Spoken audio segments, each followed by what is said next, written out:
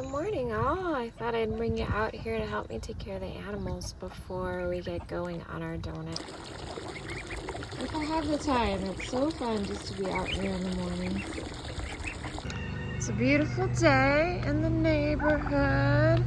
Larry's following me, thinking that he needs mealworms too. I've already been in here and let the chickens out so they think they can be on the grass. But they'll follow me fast for the mealworms. Come on, guys. Come on.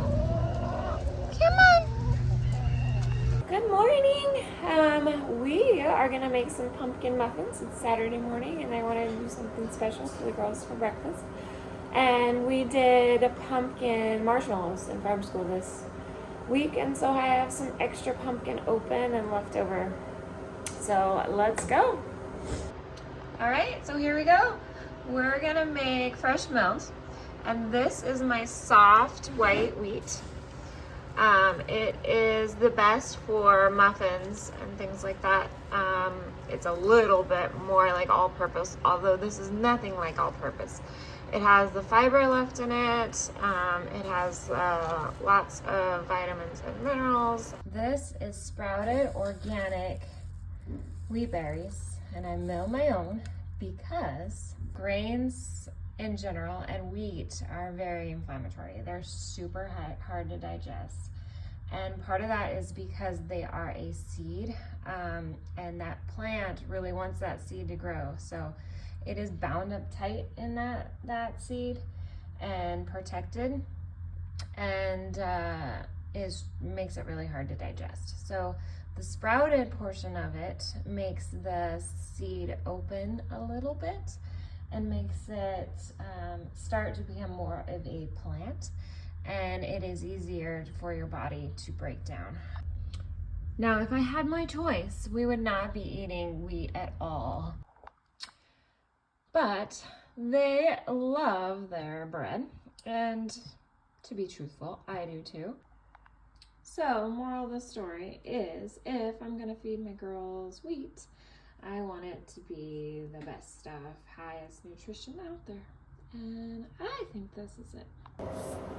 So, you can change any recipe into a fresh milled recipe if you know a couple things.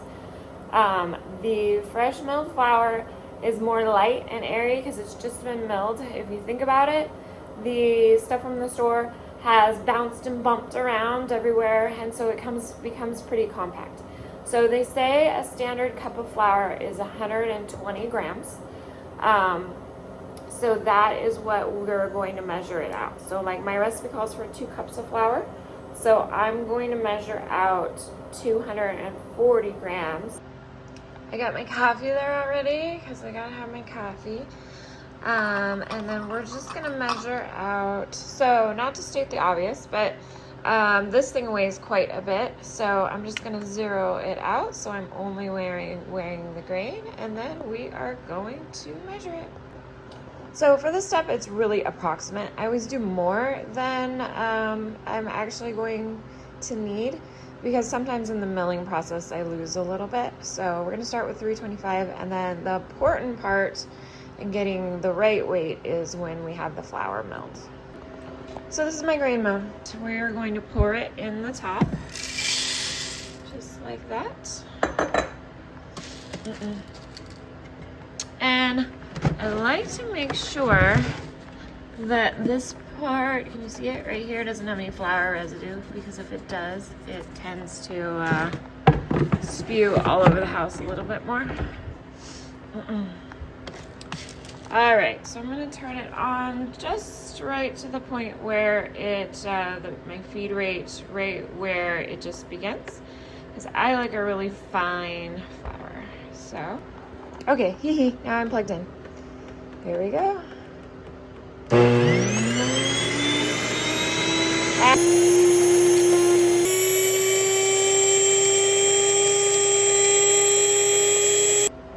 Okay, sorry, that was loud. This step really, I'm milling it, only adds on an extra like 5 minutes or so. But you pull this out, and I need to clean my, it's one reason why. So this is a little filter, And that's one reason why it spews out a little bit more, because I need to clean that. But let's open it up.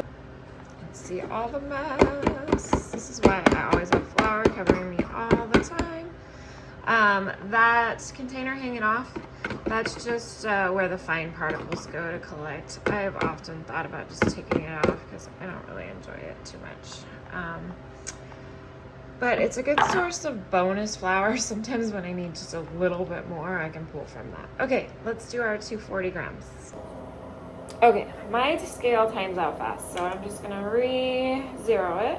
Okay, so 240 grams should, in theory, be 2 cups, but that one overflowing cup was about 111, and another kind of overflowing cup is 200, and we just need 240. So I think it's gonna end up to be 2.5. 37, 38, 39, 40. We found it. Oh, then it popped up to 241, but that's fine. So there's my flour for my muffins. So this part is just your standard muffins. You want to put your dry mix and your wet mix. So my baking powder, I also buy from Azure Standard. I think it's an aluminum free one. Well, I'm pretty sure it's an aluminum free one. So just a teaspoon baking soda, half a teaspoon.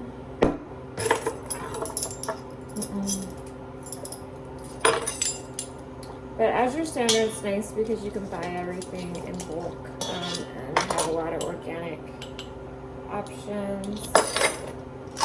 Salt. This is Redmond's real salt. I happen to buy like a 50-pound bag of coarse ground salt, which is fine. I should have just used it and bought another that was fine ground, but I've been cheap and so I'm grinding it down myself. So this is really powdery salt. The kids in farm school are always like, what's wrong with your salt? Okay, spices. We need 2 teaspoons of cinnamon. I also try to grind as many of my own spices as I can. It's pretty easy-ish in a coffee grinder, or you can get one that's specifically for spices. So we did the cinnamon. Now we're gonna do ginger. So ginger, I just buy fresh ginger, and we need a teaspoon ginger. But I'm gonna use it twice because it won't fit. So half a teaspoon twice. So I just buy fresh ginger, puree it kind of in my food processor, and then dehydrate it, because the smaller you can dehydrate it at, the less time it takes to dehydrate. And then just use the coffee grinder to powder it. And then that was ginger and nutmeg. We need a half teaspoon of nutmeg. My nutmeg, the last time I ground it down, it has some little biggish pieces in it. So I'm just trying to make sure none of those get in there, because that's not very pleasant to crunch down on a large piece of nutmeg. And then clove. So I make sure to put all these spices in everything that I can, because they all are super good for you. So this is a 4th teaspoon of clove. Clove is really strong. A 4th almost seems like a little bit too much, but I think it'll be good. All right, so that's my dry ingredient. All right, so the oven is preheated. I was looking for my pans, and I have this cabinet that's in a corner. It's really hard to get to. And I ended up pulling everything out of the cabinet looking for my my donut pans, and so yeah, it's all out of the cabinet. And then I looked again where it was supposed to be in the cabinet, and guess what? It was right where it was supposed to be. So I found my donut pans. That's the good news. All right, here we go with the wet. So you can use honey or maple syrup. I was gonna use maple syrup, but again, it doesn't seem like I'm very organized. I couldn't find the maple syrup in the fridge real fast, and I'm kind of in a hurry. I'm always in a hurry, story of my life. So my honey it is. It's just the honey is harder to use. So I get this big 1 gallon bulk honey from Azure. For cooking, it makes it a lot cheaper. I buy the nice local honey for my tea and stuff like this, but this is still raw. So it called for 3/4 cup. I'm kind of a good enough girl, and I couldn't, there's no 3/4 cup I can dip in there with, and I didn't want to try to put a cup in there. So we're gonna do a 1/2 cup of honey. I am adding something in the middle of the pumpkin muffins with a little sweetened cream cheese, so I think it will be fine. And my girls have less of a sugar palate. Well, they love their sugar. If I'll give them the full sugar, they will eat it, but they don't need quite as much sugar as some because I try to limit it. But let's be real, if I give it to them, they will eat it. Okay, so we have the honey, 1/2 cup. You could do 3/4 cup. Pumpkin puree is a 1/2 cup also. I make such a mess with this honey. And luckily, this was already stuff that I had used during the week. I'm gonna have to find another use because I don't think it's gonna use it all up. So 1/2 cup there. What else? We need butter, 1/2 cup butter, melted. So I already did that.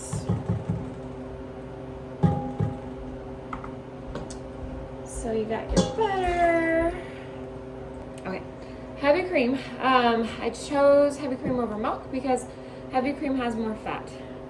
And fat nourishes all of our brains, but especially growing brains. So I choose heavy cream wherever I can, just to get that extra fat in there.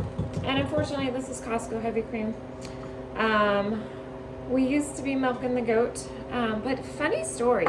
So goat milk actually has more fat in it, generally, than cow milk, but the protein is a little bit different, so it doesn't release quite the same way. So whereas cow's milk, you can just easily scrape the heavy cream off the top. The goat's milk, it does it a little bit. For the most part, though, you need to use a milk separator, which is another pain in the butt step. We have gotten a separator, and I tried it briefly, and it was not for me. So that is the one annoying thing about the goats is I really like my heavy cream. And so for now, we buy it from Costco. Last step is the vanilla. This is my homemade vanilla. Just literally vodka and vanilla beans. That is, we dwell it in there. This has at least been a year.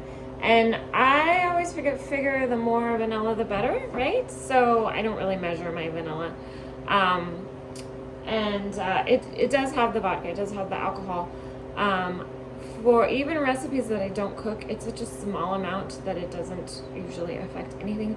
But these are all cooked, so it cooks out. So there's your vanilla. So wet meets dry ingredients. We're gonna mix it in the mixer. It's wonderful, this video, because I've been cleaning up as I go along the way, so I don't end up with a bunch of stuff here. Normally I would have a big mess to clean up at the end. Okay, so we're just gonna put in our dry ingredients. Less is more with the mixing. We're gonna stop as soon as it is incorporated.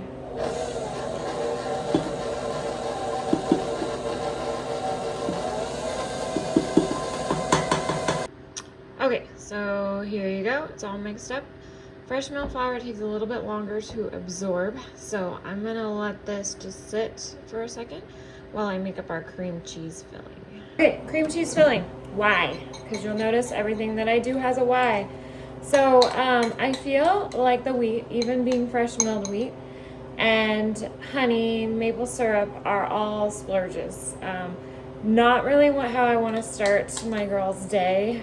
If I have my choice, they would get bacon, homemade bacon without all the nitrates and junk, and eggs every morning.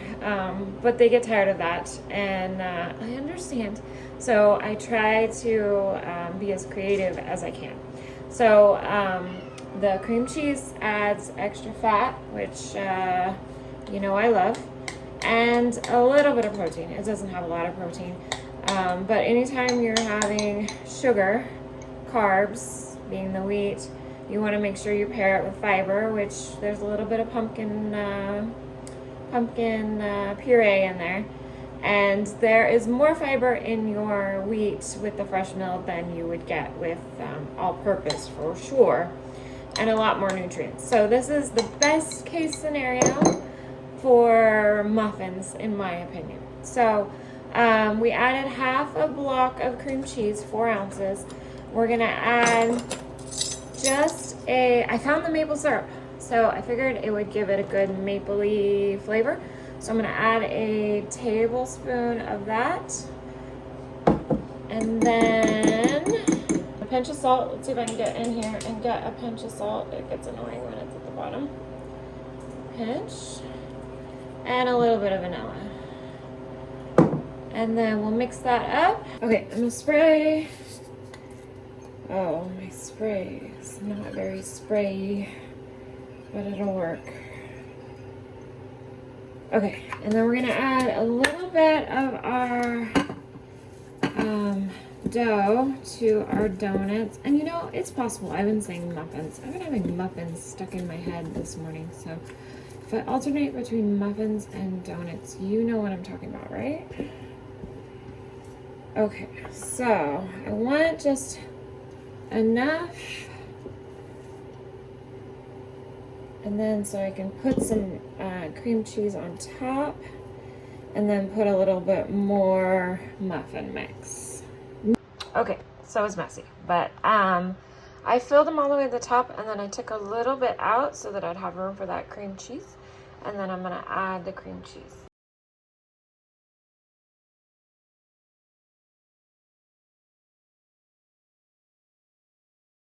Okay, don't judge my mess. Hopefully that'll taste good. So then I'm just gonna put a layer of the muffin mix on top. Okay, sorry, they are definitely not pretty. Those are the ugliest donuts I've ever seen.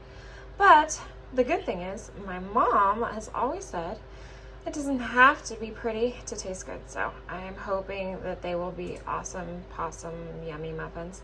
I was thinking next time I make them, I might do more of a swirl in there with the cream cheese.